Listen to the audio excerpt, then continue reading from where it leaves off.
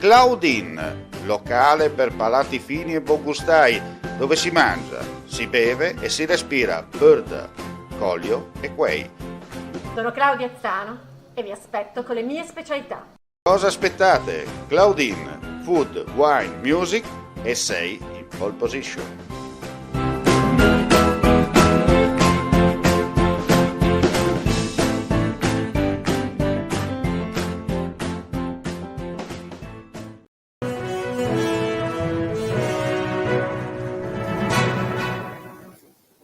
Cordiale buongiorno gentili amici e amiche, ben ritrovati al secondo appuntamento odierno con Linea Diretta friulitv.net. Purtroppo dobbiamo aprire con una notizia di cronaca proprio dell'ultimissimo minuto, perché c'è stato un investimento mortale verso le 11:30 di oggi in centro a Corno di Rosazzo. Per causa in corso di accertamento una persona, di cui al momento non sono chiaramente state fornite le generalità, secondo una prima ricostruzione stava attraversando la strada regionale 356 all'altezza della piazza del municipio quando è stato centrato da un'auto in transito. L'uomo è finito rovinosamente a terra, seppur celeri ogni tentativo di rianimazione per salvargli la vita alla fine è stato inutile. Sul posto i sanitari con l'ambulanza, è stato allertato anche l'elisoccorso fatto decollare dall'aerobase di Campo Formido. Come detto, purtroppo alla fine è tutto inutile. La salma della vittima, una volta ottenuto il nulla osta, è stata presa in consegna e ricomposta nella cella mortuaria del cimitero di Visinale degli Udrio a disposizione dell'autorità giudiziaria.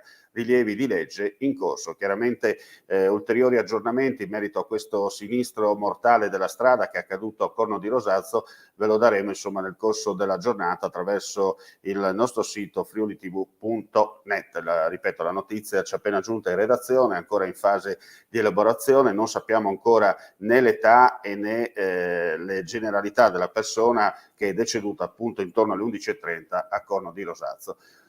Cambiamo argomento e parliamo adesso di iniziative per quanto riguarda Croce Rossa e sanità nel prossimo servizio. Il governatore Riccardi, lei ha incontrato il vertice della CRI, della Croce Rossa Italiana di Friuli Venezia Giulia, con la dottoressa Cisilino, una collaborazione che la Regione conferma. Sicuramente la collaborazione tra la Regione Croce Rossa Italiana dura da tempo, è sicuramente un binomio importante al quale noi guardiamo con grande interesse. Ci sono molte progettualità comuni, sia nella parte sanitaria che nella parte socio-assistenziale, quindi su questo noi continueremo a lavorare insieme. Voglio anche ringraziare questa importante organizzazione presente anche sul nostro territorio, formato da professionisti ma anche da moltissimi volontari che si inseriscono anche nel contesto del sistema di protezione civile, quindi sicuramente un lavoro comune che prosegue.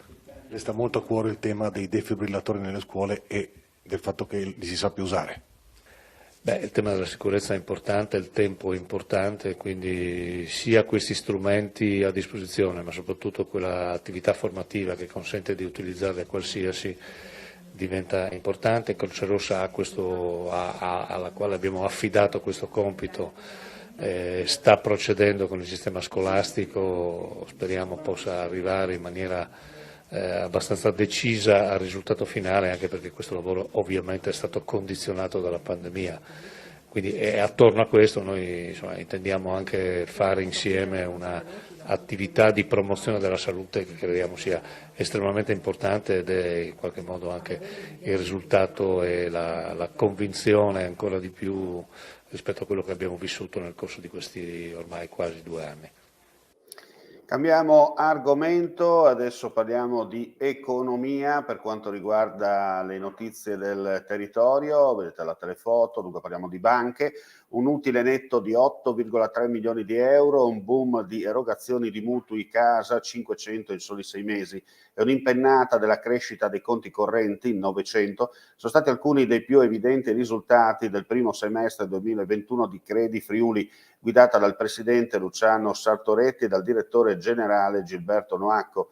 Al 30 giugno scorso, inoltre, le masse operative hanno raggiunto i 2,67 miliardi di euro, aumentate di oltre 300 milioni di euro in un anno, più 13,3% su giugno 2020, grazie al contributo della raccolta globale pari a 1,67 miliardi di euro, con la diretta che sale dell'11,1% e l'indiretta del 13,2%, ma anche degli impieghi che segnano quota 998 milioni di euro, più 16% rispetto al giugno del 2020.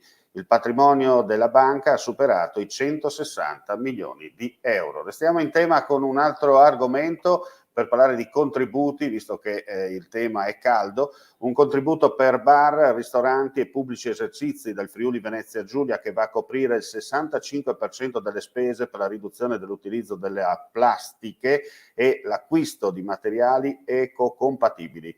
È l'iniziativa della Regione Friuli Venezia Giulia, presentata questa mattina dall'assessore alla difesa dell'ambiente Fabio Scoccimarro, con il presidente regionale della FIPE Bruno Vesnaber e quella di Trieste Federica Suban.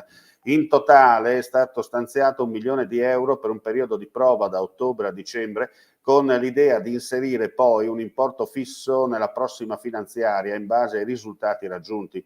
Le domande dei pubblici esercenti per ottenere il contributo dovranno essere presentate verso la metà di settembre alla Camera di Commercio. E con questa iniziativa, con questo servizio e notizia, chiudiamo qui questa pagina informativa dell'edizione giorno di Linea Diretta friulitv.net. Chiaramente ulteriori aggiornamenti nel corso della giornata anche attraverso il nostro sito www.friulitv.net, chiaramente. E cosa dire? Grazie come sempre per la visione e l'ascolto e alla prossima. Vuoi assaggiare una birra dove al suo interno scopri la specialità tipica friulana? Lumi Beer, il prodotto ricavato in 20 ettari di terreno coltivato orzodistico, biodiversità, performance ambientale. Lumi Beer nelle sue 5 versioni disponibili, 4 per consumo veloce e dissetante e la versione Magnum per intenditori. Lumi Beer si abbina a qualsiasi palato. Lumi Beer è un prodotto esclusivo Azienda Agricola Pancera, il buon seme, i buoni frutti.